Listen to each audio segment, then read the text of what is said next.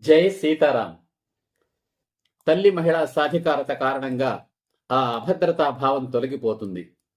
కొడుకు తనను మోసం చేసి పెళ్ళాం వెంటబడి ఇల్లు వదిలి వెళ్లిపోడనే ధైర్యం ఆ తల్లికి కలుగుతుంది.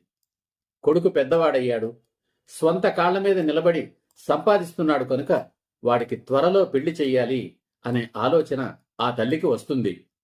ఆ యువకుడికి ధైర్యంగా పెళ్లి చేస్తుంది ఆ తల్లి. అది ఆ తల్లి మహిళా సాధికారత. ఆ యువకుడి పెళ్లి అయిన తర్వాత సంగతి చూద్దాం. ప్రతి పురుషుడి మీద ఇద్దరు స్త్రీలకు అంటే తల్లికి భార్యకు హక్కు ఉంటుంది అని చర్చించాను కదా. పెళ్లి అయిన తరువాత తన సంపాదనలో తల్లికి సగం మాత్రమే ట్రాన్స్ఫర్ చేయాలి. దానిని ఆమె భవిష్యత్తు రక్షణకు కేటాయించి దానిని మరచిపోవాలి. నిజానికి తల్లికి ఖర్చులంటూ ఏమీ ఉండవు.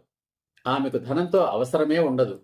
ఆమె అవసరాలన్నీ ఆమె భర్తే తీర్చుతాడు కనుక ఆ ధనం ఆ యువకుడి సంసారానికి భవిష్యత్తు కోసం పొదుపే అవుతుంది. తన సంపాదనలోని మిగతా సగం తన సంసారం ఖర్చుల కోసం తన భార్య అకౌంట్లోకి ట్రాన్స్ఫర్ చెయ్యాలి. తన సంసారం నిర్వహించడానికి ఆ సగం డబ్బునే వినియోగించుకోవాలి. ఆ విధంగా అగ్రిమెంట్ రాసుకోవాలి. అందుకు తల్లి కూడా హుందాగా అంగీకరించాలి, అంగీకరిస్తుంది కూడా. అప్పుడు వస్తుంది ఆ నూతన వధువుకు తన భర్త సంపాదించిన ధనం దుర్వినియోగం కాకుండా నియంత్రించే అధికారం. అదే ఆ భార్య మహిళా సాధికారత. సంసారాన్ని సజావుగా నడపడానికి అధికారం. భర్త తన సంపాదనను కుటుంబం కోసం కాక తన వ్యక్తిగత ఆనందాల కోసం ఖర్చు పెట్టకుండా నియంత్రించగలిగే అధికారం. భర్త సంపాదన ద్వారా తాను గౌరవంగా బ్రతికే అధికారం. అది భార్య మహిళా సాధికారత. ఎంతో మంది పురుషులు దురహంకారంతో కొందరు, అమాయకత్వంతో కొందరు తమ సంపాదనను దుర్వినియోగం చేసుకుని తమ జీవితాలను నాశనం చేసుకుంటున్నారు.